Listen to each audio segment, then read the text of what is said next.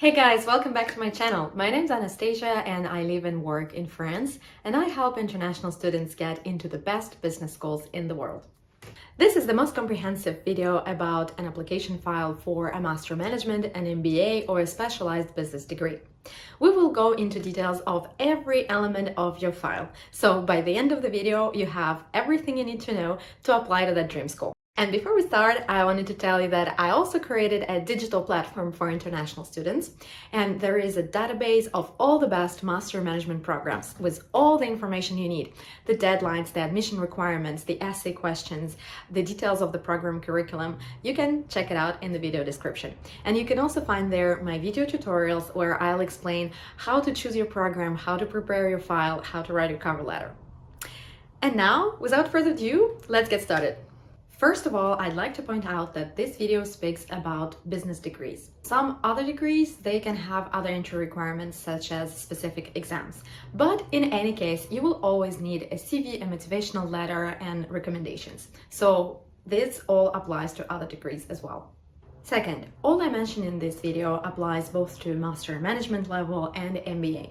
Some requirements for MBAs, some expectations for MBAs might be different, and I'll make a separate video about it. But the process is the same. And finally, all I say in this video is relevant for top business schools top in the rankings in Europe. And that might sound quite complicated, but good news is that's as complicated as it can get. If you apply to some lower ranked schools, a bit less competitive ones, you will be on top if you follow all the advice and all the documents needed mentioned in this video. Now, let's start with the application file. First, what you will need is your undergraduate degree. If you apply for a master's, you have to show that you already have a bachelor and to show your GPA. Your grades are important for top schools for two reasons. First, to show that you're taking your studies seriously, and second, that you will keep up with the complicated program during your master. For some programs, such as programs in data analytics, in data science, in finance, they might also go through the list of subjects you studied and check what were your grades for specific math subjects, for example, because it's important for that kind of programs. Otherwise, for most of the business schools, it doesn't matter what was your previous degree. You don't need to have studied commerce or economics or management before. In business schools in Europe, you can see people who came from literature background, philology, international relations, law, and engineering, and many other fields as well. So it's not about the specifics of your degree, it's more about was it a prestigious institution in your home country or not, and what was your GPA. Next point, your English exam. You have to prove you have a sufficient level of English. So usually you would pass an exam like IELTS or TOEFL or TOEIC if you're from France to show that you have an upper intermediate or advanced level of English. The very common question I get is, what score in IELTS do I need to get admitted? Well, first of all, there is the lowest passing grade would be 6.5 for good schools. It's always better to have a higher score and to show that you're absolutely fluent. But that's not going to be the most decisive point in your application. By the way, if you studied in English or if it's your native language, you can be exempted from these exams. Next, GMAT or GRE. That's a test that is required for most prestigious business schools, and it means Graduate Management Admission Test. It's not exactly a mathematical exam. It's an exam that tests your logical and analytical capabilities. It has two main parts, verbal and quant. Verbal is focused on English in answering questions about a text, in correcting sentences, and answering some complex logical questions. And quant is math problems. But math is not really complicated in the GMAT. What's complicated is the format and the unusual way of asking questions and the timing, because the exam goes very, very fast. I made a longer video about my tips to prepare for the GMAT. You can check it out. I scored 730 out of 800, which is a pretty high score. I'm in the top 4% of students in the world that year. And to be honest, I have a degree in economics and finance that I did in one of the best universities back in Russia. And my bachelor was in English. So this background helped me a lot in preparing the GMAT. But I also taught GMAT. I was giving classes here in Paris for a while, and I'm really convinced that GMAT is about preparation. And if you put a lot of effort and motivation into it, you can get a decent score no matter what your background is. And by decent score, I mean 600 and above. For top business schools, there is no minimum score, there is no passing threshold, but you should aim at as high as possible for you. If you also target scholarships and if you want to go to programs like top MBAs or Master in Finance, your GMAT should be really solid, like above 700. However, you can enter a very good MIM program if your score is between 650 and 680. I know cases like that. But what you should keep in mind is that the school evaluates your profile overall, and it evaluates different elements in it academically, professionally, internationally. It will look at all the different experiences and accomplishments you have. But if you want to secure your way to a top business school, work hard on your GMAT. If you struggle with the GMAT because of math, you can always try to pass GRE, which is a different exam where the verbal part is a bit more complicated and math is a little bit easier than in the GMAT. It's totally accepted by most of the schools. And one thing I'd like to point out is when you search for programs and you see that GMAT is not required, it's usually not a very good sign. It means that the program is not super competitive. Some exceptions are in more creative fields, like for example, an art management degree in HEC or ECP doesn't require GMAT, or creative communications masters, even in top business schools, they probably wouldn't require GMAT. But if we're talking about MIM, Master in Finance, MBA, of course, and if they say that GMAT is not obligatory, it's not a sign of a very competitive program. And second point, when you see that GMAT is optional, I would still advise you to pass it, because people will apply to this program because GMAT is not required, and the fact that you pass the exam and you have a good score will be a big plus for you and will make you stand out of other candidates. Now, let's get into application documents, CV and motivational letters. First, CV. I can talk about CVs for hours. I've seen so many of them thanks to my clients and while hiring interns for companies I've worked for in France or for my own company.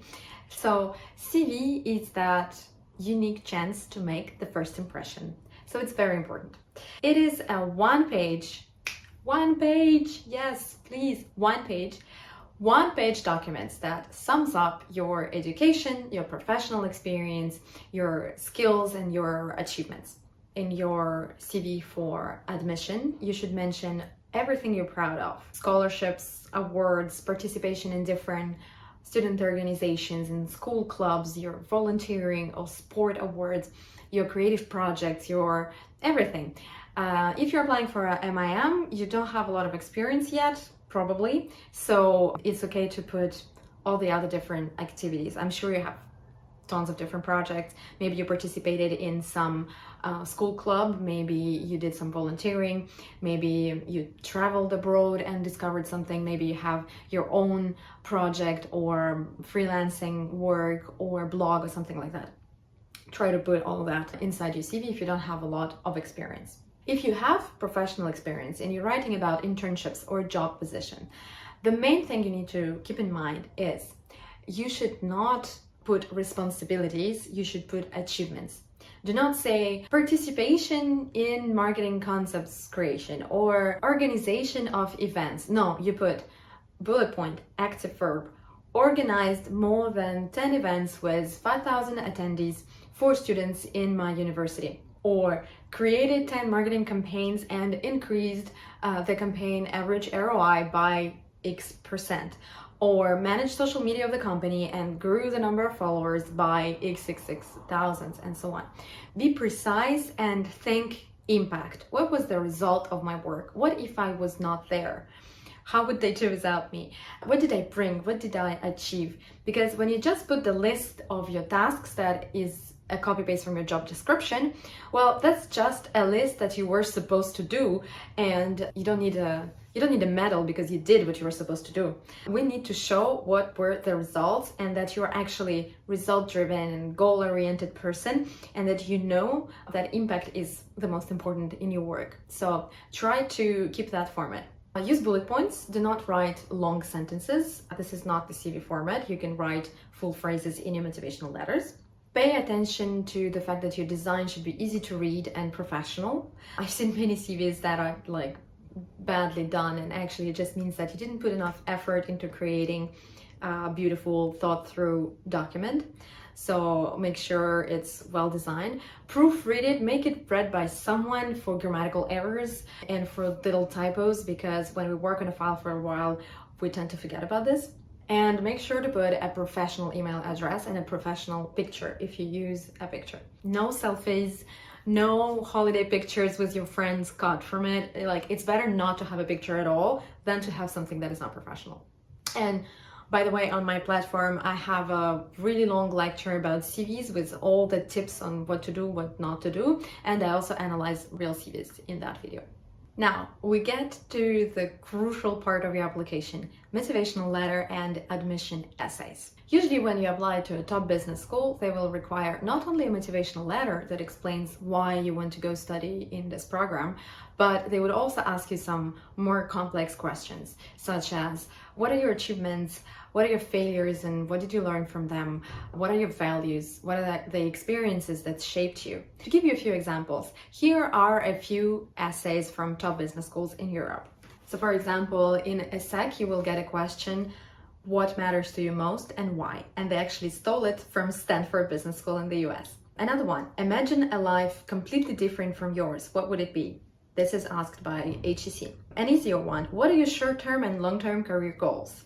HEC as well. I love this one. Which country or culture do you consider the most different from your own and why? This is from ESADE, a business school in Spain.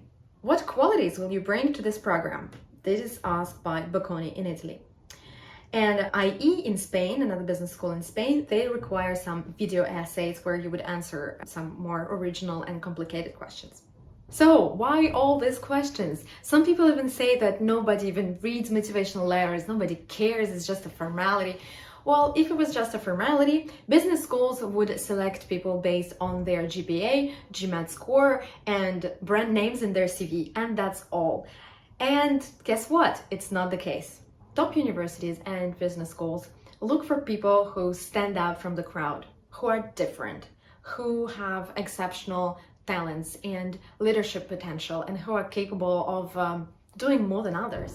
So essays and cover letters, they help you build your story and highlight your qualities, your strengths, your accomplishments, explain what is driving you, what's motivating you in your life, what are your objectives, and all these things, we cannot see them from the CV. We cannot get them from the recommendation letters or just from the fact that you have a high GPA, right? Schools do not want a person who just has an exceptional GPA, a full list of different subjects, and that's it and nothing else, you know? Like the classic nerd who only studied and has a great GPA from a prestigious bachelor. That's not enough, okay? We need something more. Leadership potential, experiences, creativity, and all this. And that's through the essays that you're gonna build that story. It's also very important to show to the school that you have a clear professional plan. You know where you want to go and why and how you will go there. And the program that you apply for will be an essential step, a milestone on this path that will bring you to your goals. This is the story that you have to build and show to the school. So you have to determine what are your professional objectives after graduation. It's something that we work a lot on with my clients. You can change your mind afterwards, okay? Nobody's gonna check that. And you might have several ideas of where you wanna go. Well, I would advise you to pick one and work on that one and explain, for example, that you want to work in, let's say, corporate finance field because of this and this and this experiences that provoked your interest in this field and the subjects you studied and this internship you did, and all this build your motivation and your professional goals. Writing essays requires time. It's never done in a week, okay? Because you have to brainstorm, you have to start writing, then you have to edit, leave it for a couple of days, edit again, make it proofread by someone. So put enough of planning and schedule your essay writing. It starts with brainstorming usually, and I would advise you to think about your story, your background. Why did you choose your bachelor degree and how was that experience? What did you learn? Where do you want to go? Be honest with yourself at first. Why do you want to go to France, to UK, to Italy, to MIM program, to MBA program? Why today? What are the real deep motivations behind it? And then you will construct everything in between. When I work with my clients, I give them a tool, which is a huge Excel with 3 groups of questions and a total of 20 plus questions that helps structure this brainstorming process. And this file is actually available as well on my platform in the tutorials section. You can connect using the link in the description. One more thing I wanted to tell you about the essays. It shouldn't necessarily be a novel kind of writing, you know? Go to the point, be precise. If, for example, a school asks you, what matters to you most? Or what are your strengths? Answer the question. Don't forget to answer the question, okay? And say, you can even start with, I think my main strengths are, or what matters most to me is this and that. Why not? When I was applying to ESSEC, HEC, and other business schools in France, I also worked with an admission coach. I think it's a great process and it helps a lot. And when I was writing my essays, he told me, do not be Tolstoy, a famous Russian writer who wrote very long books, be Stephen King. And one last piece of advice about motivational letters, do not praise the school too much, okay? Avoid all the general words saying, oh, HEC is the best ranked school in the world, or INSEAD is #1 MBA in the world. I mean, they know it, okay? They don't care.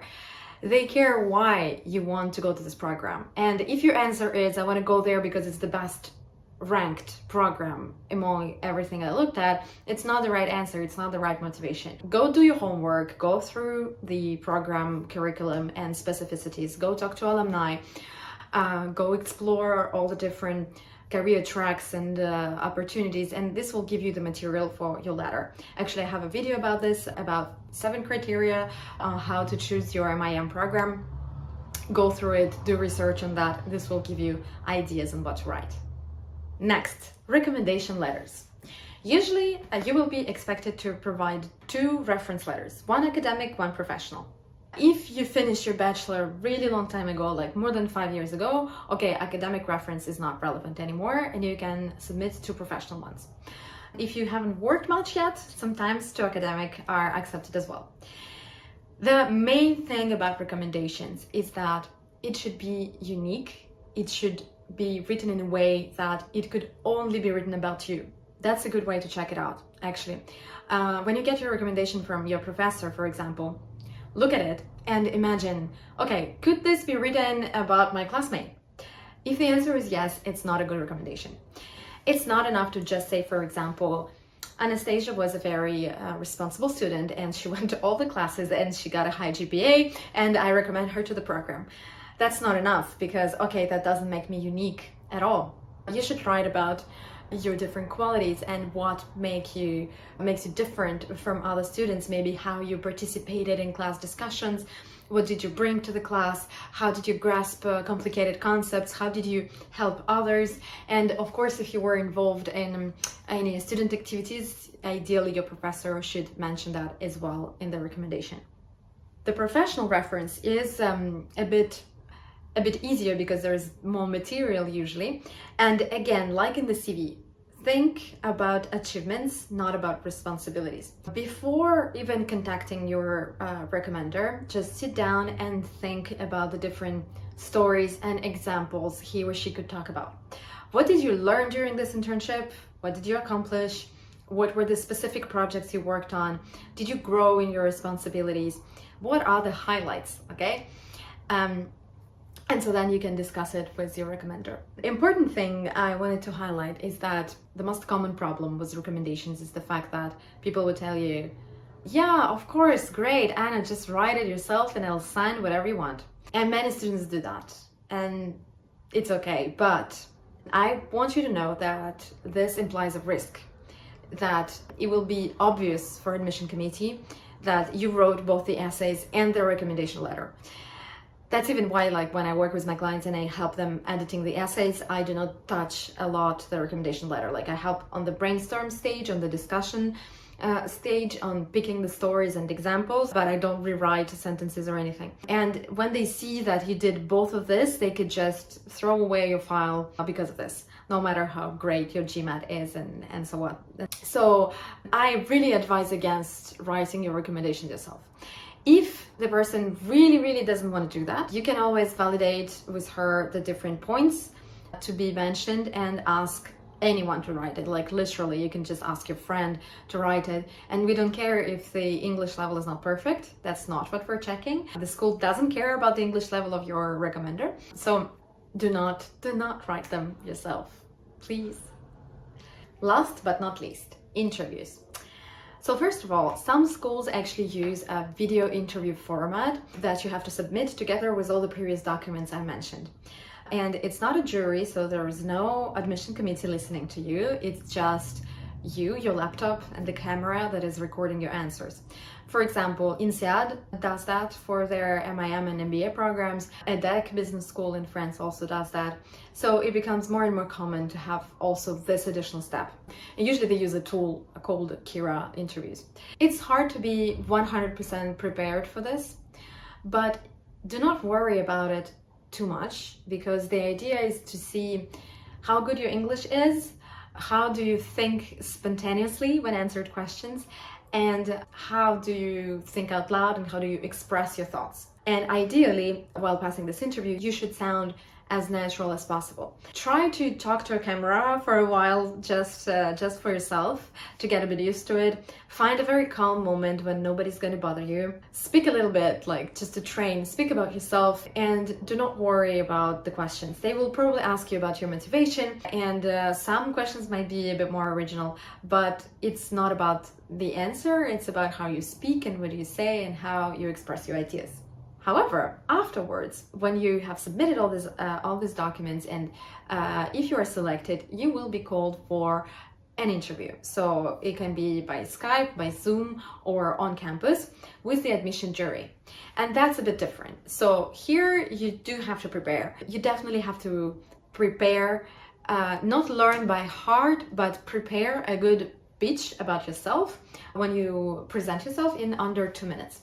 You should be 100% clear on your motivation to join the program, because they will ask you about this, on your professional project and how do you plan to achieve your goals, your strengths and weaknesses. Think of all the different stories you used in your essays or that you brainstormed for your essays, and try to tell the stories according to a STAR methodology. So a little parenthesis, STAR methodology: situation, task, action, result. Okay, so this is a methodology on storytelling, and that helps a lot during interviews, job interviews, but admission interviews as well. First, you have to give the context, the situation, explaining, for example, I was an intern in this company, I was part of a marketing team, and we were working on a product launch. Then, task. What was your precise mission? Like, for example, you would say, I was working on an international presentation, like a workbook for other countries where we would present the product launch so they can do it on the local markets. In this task, you can also precise what was the difficulty, why was it complicated, challenging, and what problems did you face. And then action. You say exactly what you did, not your boss, not your team, not us as a team, not us as a company, but you. And you explain that what exactly did you do, and do not stop there, of course, because then there's the last part, which is the result.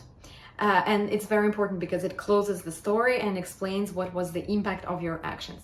So think about different stories in your background and prepare them according to this methodology. It's common for schools, for example, in France, to ask you about what was the recent piece of news that grabbed your attention.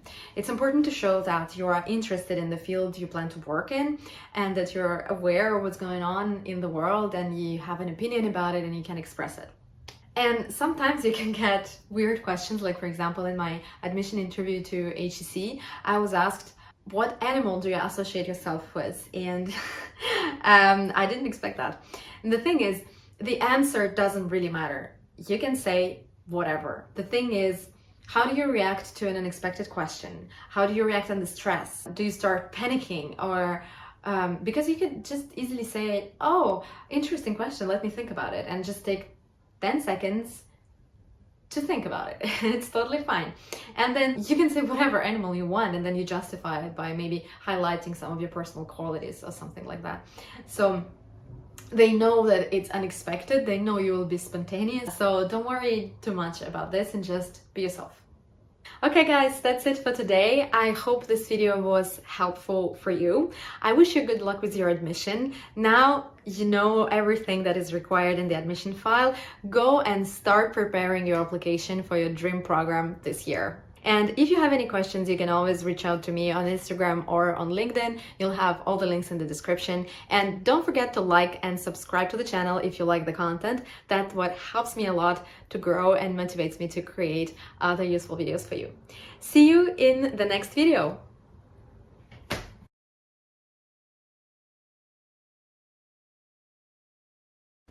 This video is the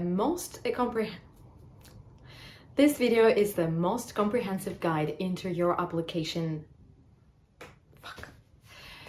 This video is the most comprehensive. 1, 2, 3.